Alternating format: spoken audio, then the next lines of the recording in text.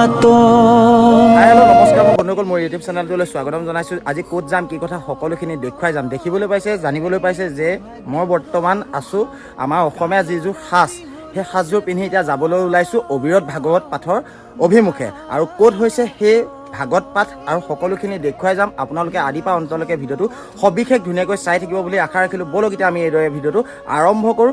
লগত আছে মোৰ লগত যাব আজি বৰ্তমান ভাইটি, আৰু ভাইটিক দেখিবলৈ পাইছে সেইফালে ভাইটি বৰ্তমান ৰৈ আছে, আৰু লগত মই এতিয়া যাবলৈ ওলাইছোঁ ধুনীয়াকৈ। আৰু তাত গৈ কি কি হৈছে, কি কি নাই হোৱা সকলোখিনি দেখুৱাই যাম। আপোনালোকে ভিডিঅ'টো একদম লাষ্ট এণ্ডিঙলৈকে জড়িত হৈ থাকিব বুলি আশা ৰাখিলোঁ। ব'লক এতিয়া আমি এইদৰে ভিডিঅ'টো আৰম্ভ কৰোঁ। জয় আই অসম।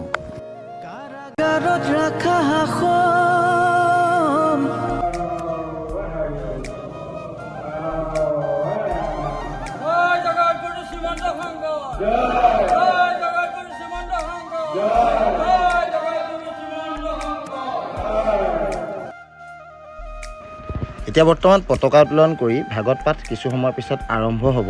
আৰম্ভ কৰাৰ আগতে এইদৰে পতাকা উত্তোলন কৰি উদ্বোধন কৰিছে সকলো গাঁৱৰ ৰাইজে, আৰু সঁচাকৈ খুব ভাল লগা এটা পৰিৱেশ। আৰু অলপ সময়ৰ পিছতেই ভাগৱত পাঠো আৰম্ভ হ'ব। তাৰো কিছু অংশ আপোনালোকক এই ভিডিঅ'ৰ দ্বাৰাই দেখুৱাবলৈ চেষ্টা কৰিম। আহকচোন আমি ভিডিঅ'টো সকলোৱে উপভোগ কৰোঁ।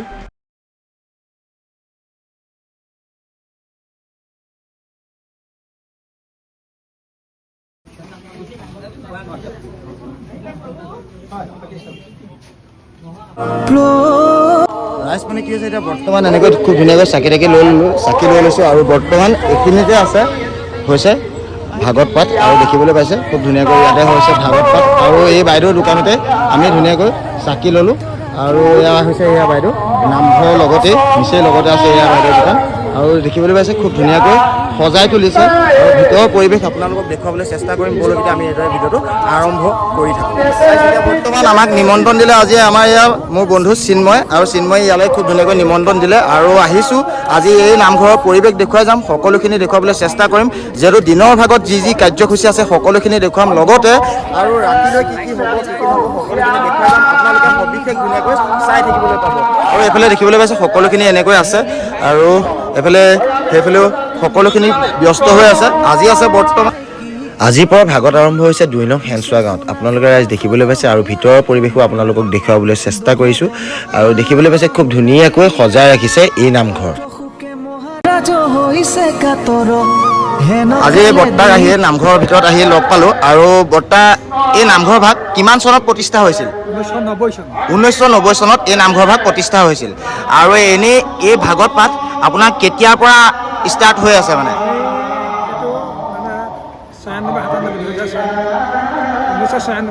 1996 চনৰ পৰা এনেকৈ ভাগৱত পাঠ 10 বছৰ গেপ হৈ গৈছিলে মাজত, এতিয়া আকৌ ষ্টাৰ্ট দিছে। আজিৰ পৰা ভাগৱত আৰম্ভ হৈছে ন? আজিৰ পৰা হৈছে। আৰু এয়া 7 দিনীয়া কাৰ্যসূচী। আপোনালোকৰ যদি নামঘৰলৈ আহিব বিচাৰে ৰাইজসকল, তেনেহ'লে আপোনালোকৰ লোকেশ্যনটো কৈ দিয়ক। 2 নং হেনচোৱা গাঁও। আপোনাৰ মানে এগ্ৰিকালচাৰ নিচে ৰাইট চাইডে আহিলে আপোনালোকে দেখিবলৈ পাব, হয়নে?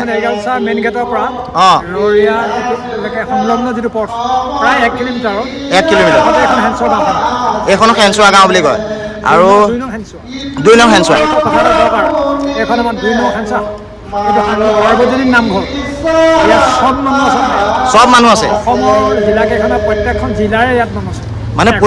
মানে আপোনাৰ মানে ইয়াত সদৌ ইয়াতে ঘৰ দুৱাৰ হৈ গৈছে, ইয়াতে ল'ৰা ছোৱালী ডাঙৰ কৰিছে, চাকৰি কৰিছে, গতিকে ইয়াৰ মেম্বাৰ হৈ গ'ল।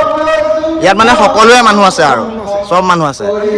বিহাৰো আছে, বিহাৰী মানুহ ইয়াত আছে নেকি? বিহাৰী মানুহ আছে। বিহাৰী মানুহ আছে। কোনোবাই যদি সোধে বোলে নগাঁও মানুহ আছে নাই, কোন আছে বোলে মাজুলী, এইটো ক'ব মানে সকলো আছে, আৰু এঘৰ হ'লেও আছে। আৰু সঁচাকৈ ভাল লাগিলে। আৰু এতিয়া আমি ভাগৱতৰ কিছু পৰিৱেশ আপোনালোকৰ মাজত দেখুৱাবলৈ চেষ্টা কৰিম।